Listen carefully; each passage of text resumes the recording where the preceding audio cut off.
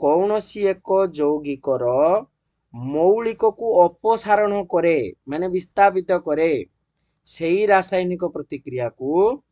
विस्थापन प्रतिक्रिया कहा जाए हला मन रहइबो तने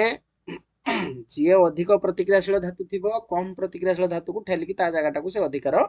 करिनबो तो ताके कहबा होची विस्थापन प्रतिक्रिया बोली कहबा बुझिला एड त हम देइछि आउ किछि विस्थापन प्रतिक्रिया रो उदाहरण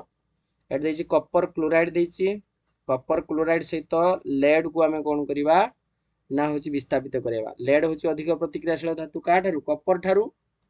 तेणु कॉपर जगह को से अधिकार करनबो जा फल रे हिजिबो लेड क्लोराइड प्लस कॉपर लगा हेकी रहइबो हला बुझिला ना नहीं तो एई भले भाबे विस्थापन प्रतिक्रिया हमर आके कहले तान लिखिछि देखो जिंक और लेड कॉपर ठारू अधिक प्रतिक्रियाशील मौलिक सेगुडी को कॉपर यौगिक को कॉपर